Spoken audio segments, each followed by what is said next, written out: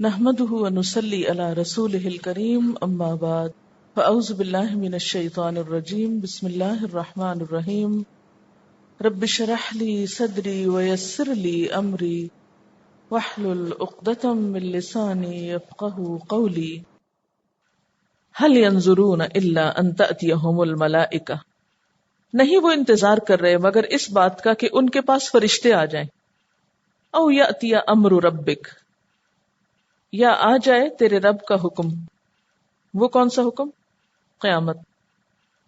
یعنی یہ لوگ جو آپ صلی اللہ علیہ وسلم کی مخالفت کر رہے ہیں، یہ اس بات کے سوا اور کس چیز کا انتظار کر رہے ہیں کہ ان کے پاس بھی فرشتے آ جائیں، اور انہیں سوچ لینا چاہیے کہ پھر فرشتے کس حال میں آئیں گے ان کے پاس، یا پھر فرشتوں کے علاوہ موت کس طرح آتی ہے قیامت کے آنے پر۔ کذالک فعل الذین من قبلہم، اسی طرح کیا تھا ان سے پہلے کے لوگوں نے۔ کیا کیا تھا؟ سرکشی کی تھی۔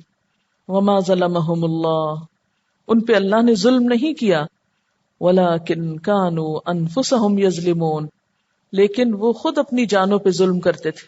کیونکہ یہ پچھلے لوگوں کا حال بیان ہو رہا تھا نا، شروع سے آپ دیکھ رہے ہیں نا پیچھے آیت 26 جہاں سے رکوع شروع ہوا ہے، تو گزشتہ اقوام کے حالات سے نصیحت کی جا رہی ہے ان کو سنا کر۔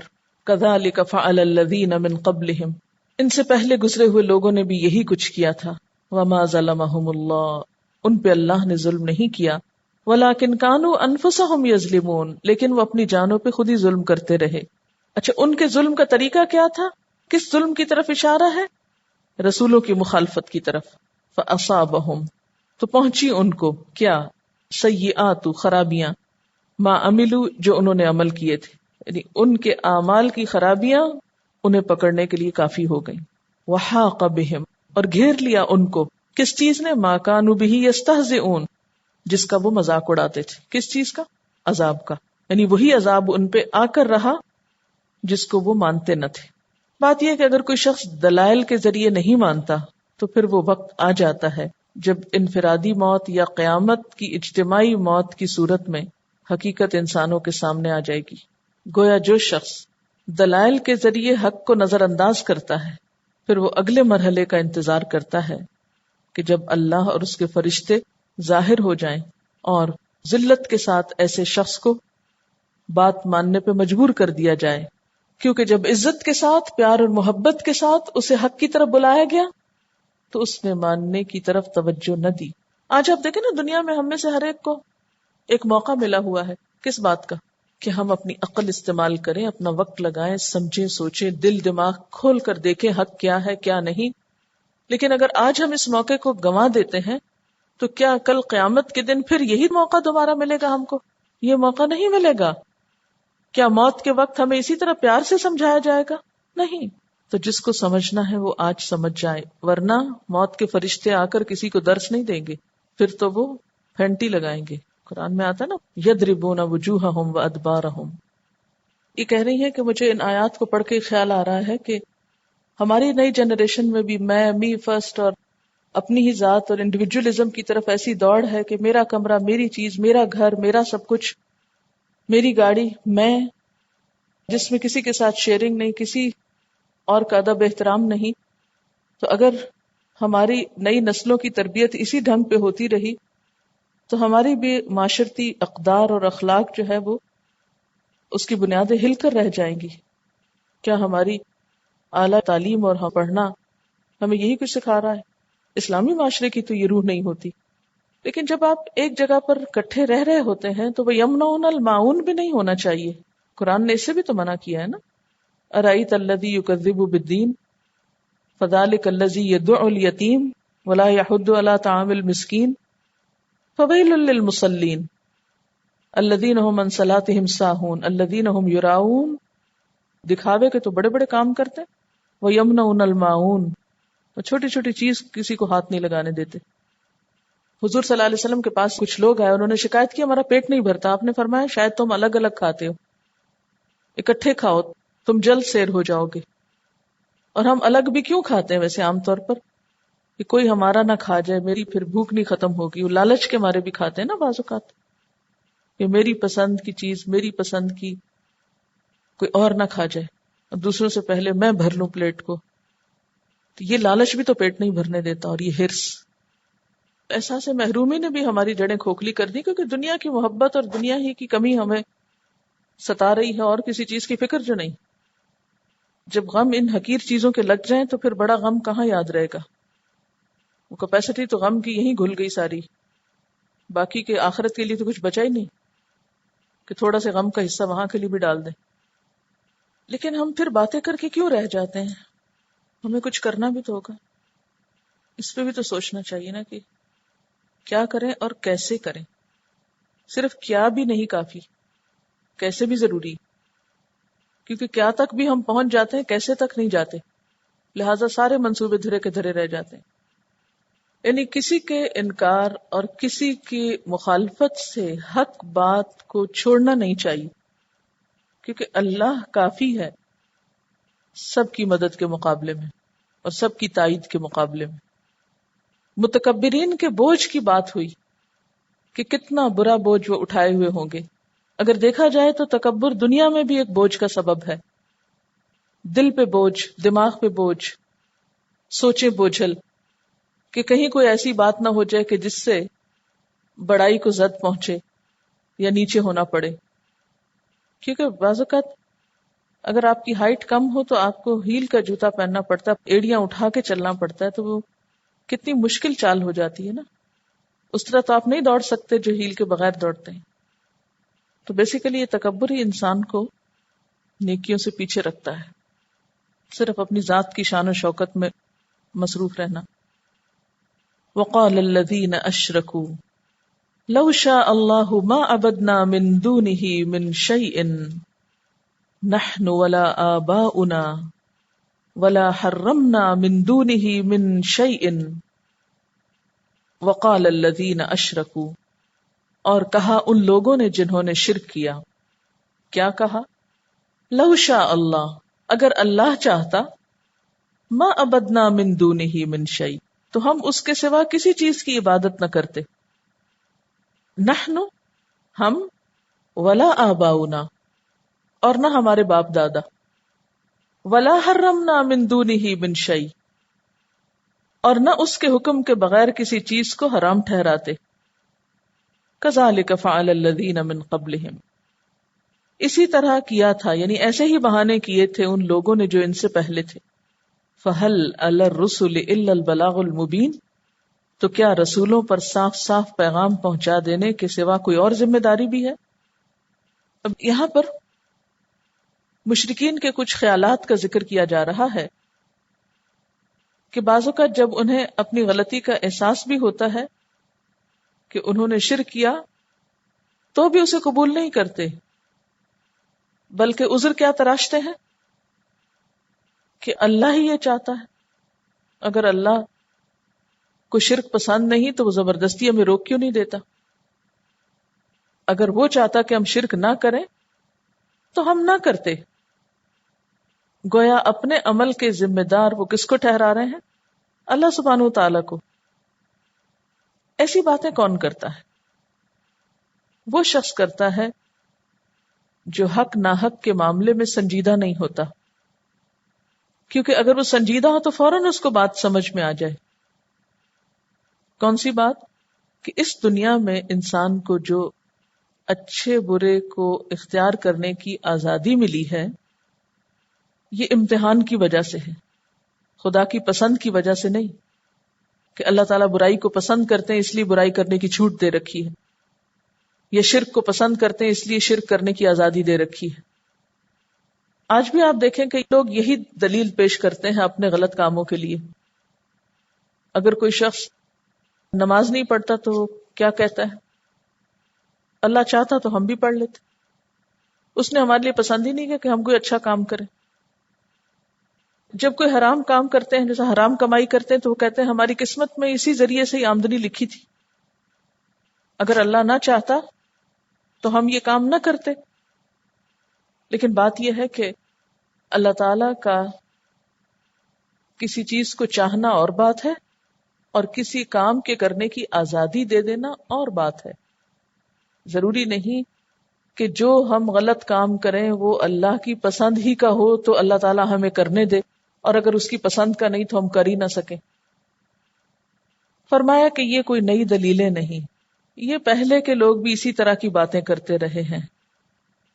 ہمارے رسولوں پر جو اصل ذمہ داری ہے وہ کیا ہے؟ پیغام پہنچا دینا.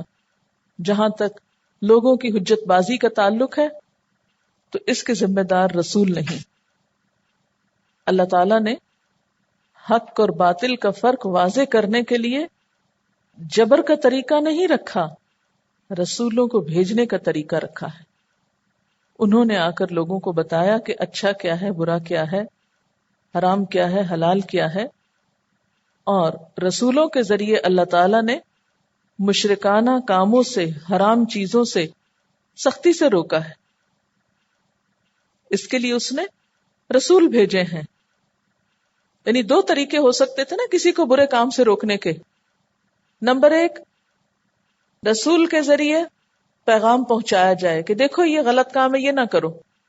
نمبر دو، غلط کرنے والوں کا ہاتھ پکڑ لیا جائے اور انہیں کرنے ہی نہ دیا جائے. تو ان میں سے بہتر کون سا تھا؟ پہلا. تو اللہ تعالیٰ نے پہلا طریقہ اختیار کیا کہ لوگوں کو برائیوں سے روکنے کے لیے پیغمبر بھیجے، ان پہ جبر نہیں کیا. ورنہ اللہ چاہتا تو جبراً ان کو روک دیتا. پھر امتحان کس بات کا؟ اگر آپ کو کوئی کام کرنے کی آزادی نہیں تو آپ کا امتحان کیسا؟ وَلَقَدْ بَعَثْنَا، مزید اسی بات کی وضاحت کرتے ہوئے فرمایا اور البتہ تحقیق بھیجا ہم نے فی کل امت رسولا، ہر امت میں ایک رسول کو. یعنی لوگوں کی ہدایت کے لیے ہم نے ہر طرف رسول بھیجے. اور رسولوں نے آ کر لوگوں کو کیا بتایا؟ ان اعبدوا اللہ، کہ لوگوں اللہ کی بندگی کرو. واجتنبوا الطاغوت، اور طاغوت کی بندگی سے بچو. طاغوت کیا ہوتا ہے؟ ہر وہ سرکش قوت جو انسان کو اللہ کی اطاعت سے روکتی ہے. یعنی سارے پیغمبروں نے آ کر طاغوت سے بچنے کو کہا کہ طاغوت کی بات نہیں مانو جو تمہیں اللہ سے روک رہے ہیں، اللہ کی بات مانو. فَمِنْهُمْ مَنْ هَدَى اللَّهُ، پھر ان میں سے بعض کو اللہ نے ہدایت دی. وَمِنْهُمْ مَنْ حَقَّتْ عَلَيْهِ الدَّلَالَةُ، اور ان میں سے بعض ایسے تھے جن پر گمراہی چسپاں ہو گئی. کیوں ایسا کیوں ہوا؟ کچھ کو کیوں ہدایت ملی اور کچھ کو کیوں گمراہی ملی؟ یعنی بعض ہی کو ہدایت کیوں ملی، سب کو کیوں نہ ملی؟ اور بعض کے اوپر گمراہی ہی کیوں مسلط ہو کر رہ گئی؟ اس میں کیا اللہ تعالی ذمہ دار ہے یا بندے خود؟ اللہ کا قانون ہدایت کیا ہے اس کا ذکر پیچھے میں بارہا کر چکی ہوں کہ جو آگے بڑھے گا اللہ تعالیٰ اس کو تھام لے گا، اس کو اپنا راستہ دکھائے گا. اور جو سنجیدگی کے ساتھ اس کی طرف آنا ہی نہیں چاہے گا پھر اس کو زبردستی وہ راستہ نہیں دکھائے گا. اصل میں ہدایت کا پیغام بالکل واضح ہے. جو لوگ سنجیدہ ہوتے ہیں، سنسیئر ہوتے ہیں، وہ اچھی بات کو دیکھ کر اسے پہچانتے ہیں اور اس میں غور کرتے ہیں اور درست طرز عمل اختیار کرتے ہیں. اس کی مثال یوں ہی ہے، کبھی آپ بازار سے گزر رہے ہوں اور آپ کی نیت میں ہو کوئی چیز خریدنا تو آپ کا رویہ کیا ہوتا ہے؟ اور اگر نیت میں نہ ہو کچھ خریدنا اور راہ گزرتے ایک ریڑھی پھل کی نظر آ گئی تو آپ پھلوں کو کیسے دیکھیں گے اور کیسے گزریں گے اس کے پاس سے اور کس طرح کی بات کریں گے بیچنے والے سے اگر آپ کی نیت میں پھل خریدنا نہ ہو تو؟ اور اگر آپ کو خریدنا ہو تو آپ پھلوں کو کس نظر سے دیکھیں گے اور کیسے کھڑے ہوں گے اور کیا بات پوچھیں گے؟ ہے نا فرق. اور اگر آپ نے خریدنا نہیں تو دو چار باتیں اسی کو سنا کر آگے چلے جائیں گے. ہدایت کے ساتھ بھی ہمارا یہی معاملہ ہے. جس کو ہدایت کی ضرورت محسوس ہو، جس کے اندر طلب ہو، وہ سنجیدہ ہوتا ہے، وہ ہدایت کو معلوم کرنے کی کوشش کرتا ہے. اور جو غیر سنجیدہ انسان ہوتا ہے وہ ہدایت کی طرف بلانے والے میں کبھی نقص نکالنے لگتا ہے، کبھی اس کے پیغام میں نقص نکالنے لگتا ہے، کبھی کسی اور چیز کے اندر کٹ حجتیاں کرنے لگتا ہے، اور وہ کبھی بھی ہدایت کی طرف نہیں آتا. جیسے پیچھے بھی آپ پڑھ چکے نا، ان تدعوہم الی الہدی فلن یہتدوا اذا ابدا. اگر تم ان کو ہدایت کی طرف بلاؤ تو کبھی بھی نہیں ہدایت پائیں گے، وہ اس طرف آنے کا نام ہی نہیں لیں گے.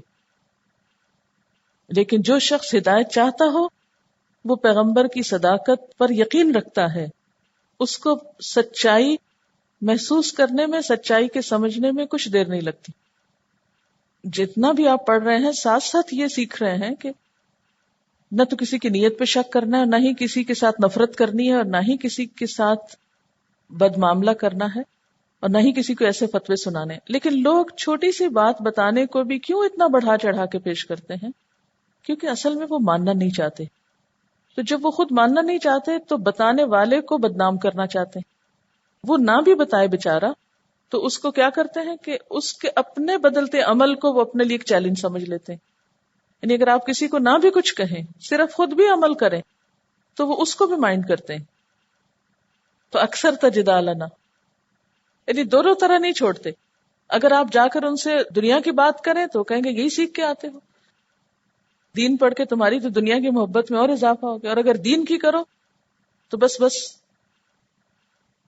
تو بات یہ کہ جس نے نہیں ماننا ہوتا نا، یا جس کا ماننے کو دل نہیں ہوتا، یا جس نے یہ ڈیسائیڈ کر رکھا ہوتا کہ میں نہ مانوں، پھر وہ معمولی باتوں پہ جھگڑا شروع کر دیتا ہے، چھوٹی چھوٹی باتوں پہ اٹک جاتا ہے.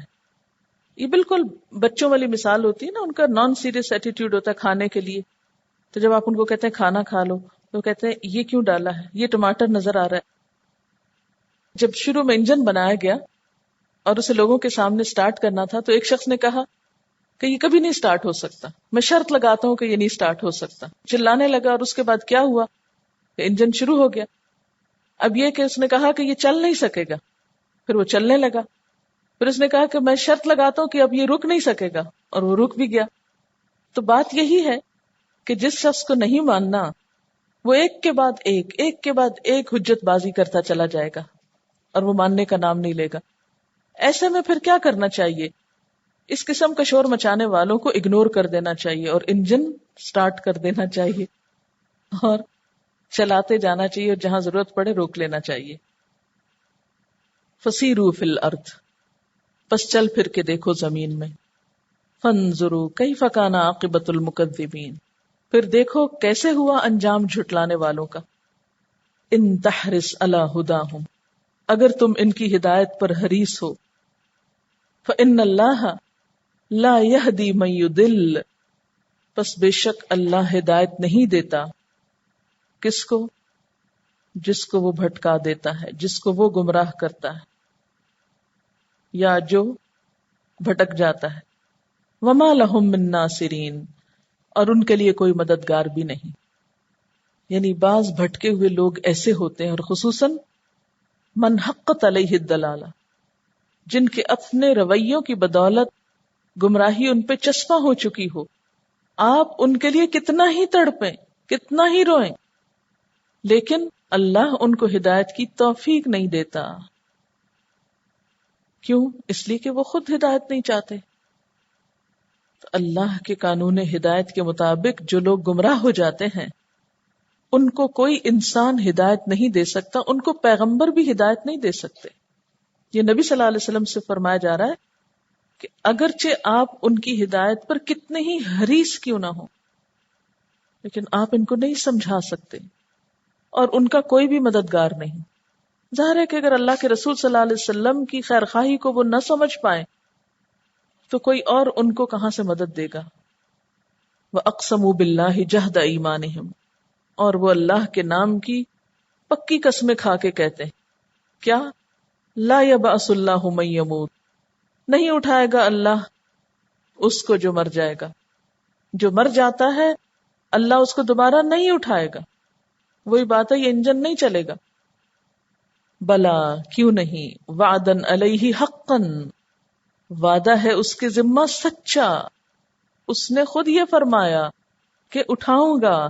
ولکن اکثر الناس لا یعلمون، لیکن لوگوں کی اکثریت علم نہیں رکھتی، اس حقیقت کو نہیں جانتی. اور یہ اتنی سچی آیت ہے کہ جب میں کسی بھی ایسے ملک میں ہوتی ہوں جہاں پر نان مسلمز کی کثرت ہوتی ہے تو میں دیکھ دیکھ کے جس بات پہ پریشان ہوتی ہوں، ان کی شکلیں، اور گھبراتی ہوں، وہ یہ کہ ان کے دل و دماغ میں بھی یہ بات نہیں گزرتی ہوگی کہ ایک دن مرنا ہے ان کو. اور مرنے کے بعد اگلے ہی لمحے معلوم نہیں ان کے ساتھ کیا ہونا ہے، اللہ ہی بہتر جانتا ہے. یعنی کم از کم روزانہ مجھے ایک دفعہ یہ خیال ضرور میرے دل کو پکڑ لیتا ہے کہ یہ دنیا کی اکثریت جو آخرت سے غافل ہے، جو اپنے مرنے کے بعد جی اٹھنے کے بارے میں کوئی ایمان نہیں رکھتی. آپ بدھزم کے فالوورز دیکھیں کتنے بے شمار ہیں، اسی طرح اور مذاہب میں دیکھیں کہ ان کے اندر بعث بعد الموت، مرنے کے بعد دوبارہ زندگی کا تصور نہیں، یا اگر ہے بھی تو جزا سزا کا تصور نہیں. تو دل ہول اٹھتا ہے نا کہ پھر ہمیشہ کی زندگی ہے، وہ بنے گا کیا، ان تک کیسے پیغام پہنچایا جائے. اور وہ اپنی بات میں اتنے پختہ ہیں، اتنے پکے ہیں کہ قسمیں کھا کے کہتے ہیں یہ سب جھوٹ ہے، فراڈ ہے، کہ کوئی دوبارہ اٹھیں گے ہم. یعنی ایسا نہیں کہ وہ کسی شک کا شکار ہیں کہ اچھا کیا پتا اٹھیں کیا پتا نہ اٹھیں. وہ تو قسم کی حد تک کہتے ہیں وَأَقْسَمُوا بِاللَّهِ جَهْدَ إِيمَانِهِمْ لَا يَبْعَثُ اللَّهُ مَن يَمُوتُ. یہ سب ایسی باتیں ہیں کہ مرنے کے بعد پھر اٹھائے جاؤ گے، حساب کتاب ہوگا، اور ایک ایک بات لکھی جا رہی ہے، اور اعمال نامے تولے جائیں گے، اور پھر جنت اور جہنم ہوگی. اللہ تعالیٰ اتنا ظالم نہیں ہے، ایسا ریجڈ نہیں ہے.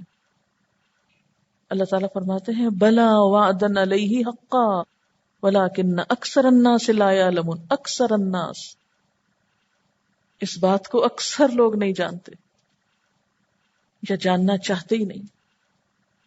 کیوں؟ اس لیے کہ اس بات کو جان لینے سے کہ مرنے کے بعد ہمیں پھر اٹھ کر اپنا حساب دینا ہے، ہماری زندگی کا رخ ہی بدل جائے. اگر ہم یہ مان جائیں، ہمیں اپنی بہت سی خواہشات کو ختم کرنا پڑے، بہت سی چیزوں کو کٹ ڈاؤن کرنا پڑے، اپنا لائف سٹائل چینج کرنا پڑے گا اگر ہم نے یہ مان لیا. کیونکہ آخرت پر ایمان جو ہے وہ آپ کی پوری زندگی کو ریسٹرکچر کرتا ہے، ری فارم کرتا ہے. امتحان کی فکر والا دن اور عام دن برابر ہوتے ہیں؟ نہیں ہوتے نا. یہی فرق ہوتا ہے آخرت کو ماننے والوں کی زندگی میں اور نہ ماننے والوں کی زندگی میں. جو یہ سوچتا ہے مجھ سے پوچھ ہونی ہے، میرا حساب ہونا ہے، میں کس طرح یہ غلط کام کر لوں، یہ تو لکھا جا رہا ہے، پھر وہ تو چھپ کے بھی جرم کرنے سے ڈرتا ہے. اور جس کو یہ فکر نہیں ہوتی وہ کھلے عام بھی برائی کر کے ہنستا ہے کہ میں اتنا بہادر ہوں. وہ برسر محفل اپنے گناہوں کے تذکرے خوشی خوشی کرتا ہے. یہ کتنی جرأت کا ثبوت دیتے ہیں نا لوگ. آخرت کی فکر، آخرت کا خوف انسان کی زبان بند کر دیتا ہے. وہ بے سوچے سمجھے پھر گفتگو نہیں کرتا، وہ کسی پہ الزام تراشی نہیں کرتا، وہ جھوٹ نہیں بولتا. اللہ تعالیٰ فرماتے ہیں آخرت کی ضرورت کیا ہے؟ لِيُبَيِّنَ لَهُمُ الَّذِي يَخْتَلِفُونَ فِيهِ. ان اختلافات کا کہیں تو جا کے فیصلہ ہونا چاہیے کہ کون حق پر ہے اور کون باطل پر. یعنی دنیا میں حق و باطل کے درمیان جو کشمکش ہے، جو اختلاف ہے، اس کا فیصلہ کہاں ہوگا جا کر؟ کیسے ہوگا؟ کیا کوئی بھی جگہ ایسی نہ ہو کہ جہاں سچے لوگوں کو ان کی سچائی فائدہ دے، جہاں سچے لوگوں کی سچائی ثابت ہو جائے؟ مثلا آپ اپنے ایمان میں، اپنے کام میں سچے ہیں، لیکن کوئی مانتا ہی نہیں کہ آپ سچے ہیں. آپ دوسروں کے خیر خواہ ہیں، کوئی ماننے کو تیار نہیں آپ خیر خواہ ہیں. تلے ہوئے لوگ آپ کو گمراہ کہنے پہ، اور دنیا کی کسی عدالت سے یہ فیصلہ نہیں ہو پاتا، تو پھر کوئی جگہ تو ہونی چاہیے جہاں سچے لوگوں کی سچائی کھل کے سامنے آئے، جہاں اختلافات کا فیصلہ ہو. کیونکہ مٹی میں مل جانے کے بعد اور دوبارہ نہ اٹھنے کی صورت میں تو یہ سارے اختلافات اور حق و باطل کی کشمکش، اچھائی برائی کا فرق، اندھیرے اور روشنی سب برابر ہو گئے اگر مرنے کے بعد کوئی جی نہ اٹھے. وَلِيَعْلَمَ الَّذِينَ كَفَرُوا أَنَّهُمْ كَانُوا كَاذِبِينَ. اور کافروں کو یہ پتا چل جائے کہ وہ دراصل جھوٹے تھے. دنیا میں تو وہ قسمیں کھا کے اپنے آپ کو سچا ثابت کر رہے ہیں. دیکھیں نا، آج ہر غلط کار خود کو سچا کہتا ہے، اور جس کی لاٹھی اس کی بھینس والا معاملہ ہے، جس کے پاس طاقت ہے وہ زیادہ سچا نظر آتا ہے، خواہ وہ جتنا ہی جھوٹا ہو. مائٹ از رائٹ ہے. تو اللہ تعالیٰ فرماتے ہیں قیامت کیوں نہ آئے، ایک دن آئے گی. تاکہ لوگوں کے اختلاف کا فیصلہ ہو سکے، حق و باطل کا فرق پتہ چل سکے، اور کافروں کو پتہ چلے کہ وہ جھوٹے تھے جنہوں نے انکار کیا اللہ کا اور آخرت کا۔ یعنی دراصل یہ قیامت کے واقع ہونے کی حکمت بتائی جا رہی ہے کہ اس دن اللہ تعالیٰ ان چیزوں کا فیصلہ فرمائے گا جن میں لوگ دنیا میں اختلاف کرتے تھے۔ اصل میں بات یہ نا کہ موجودہ دنیا جو ہے اس میں اس چیز کی گنجائش کوئی نہیں کہ ہر چیز اپنے اصلی روپ میں آپ دیکھ سکیں، کیونکہ آپ لوگوں کے صرف ظاہر دیکھ سکتے، اندر نہیں دیکھ سکتے نا، تو کسی بھی سچے جھوٹے کا فرق آپ کو پتہ نہیں چل سکتا۔ لیکن قیامت کا دن تو کیا دن ہے؟ وَحُصِّلَ مَا فِي الصُّدُورِ، جو سینوں میں ہے وہ سب حاصل کر لیا جائے گا، کھول کے سامنے رکھ دیا جائے گا، سب کی منافقتیں اور سب کے ایمان کا حال کھل کے سامنے آ جائے گا۔